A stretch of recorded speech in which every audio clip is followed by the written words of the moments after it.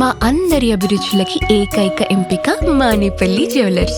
తరతరాలుగా తరగని స్వర్ణ బంధాలు మన మానేపల్లి జ్యువెలర్స్.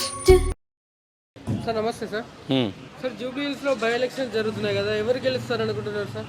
మేమైతే బీజేపీ గెలుస్తుంది అనుకుంటున్నాం. ఏ విధంగా సార్? ఎలా?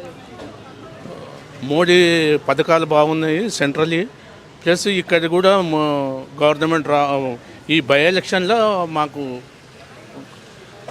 బీజేపీ గెలుస్తుందని అనుకుంటున్నాం. సార్ ఇక్కడ బీజేపీ వర్సెస్ కాంగ్రెస్ కి టఫ్ ఫైట్ అంటున్నారు ఎలక్షన్స్ లో, నిజమా? మూడు టఫ్ ఫైటే ఉన్నాయి, మూడు పార్టీ టఫ్ ఫైట్ ఉంది.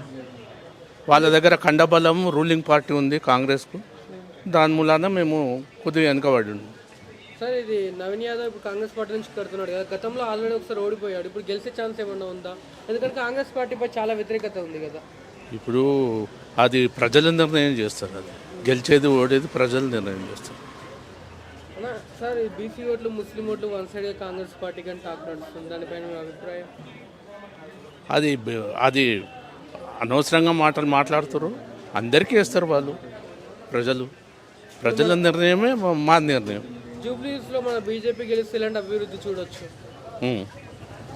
ఆ అభివృద్ధి మంచిగా ఉంటుంది. ఇంతకుముందు 8 మంది ఎమ్మెల్యేలు ఉన్నారు మాకు, ఇది 9వ మంది అవుతాం, 9 మెంబర్స్ అవుతాం.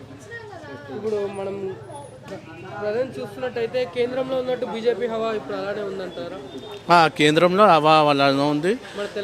మన బీఆర్ కూడా ఎలక్షన్లో మేము గెలుస్తున్నాం, గవర్నమెంట్ పెడుతున్నాం. మొత్తానికి అయితే జూబ్లీ హిల్స్ గడ్డ మీద ఎవరి జెండా ఎగిరబోతుంది, ఎంత మెజారిటీ అనుకుంటున్నారు? దాన్ని సరిగ్గా చెప్పలేకపోతున్నాం, ఇంకా 2-3 రోజులలో నిర్ణయం అవుతుంది. మొత్తం మీ సపోర్ట్ అయితే ఎవరికి అనుకుంటున్నారండి? బీజేపీకి.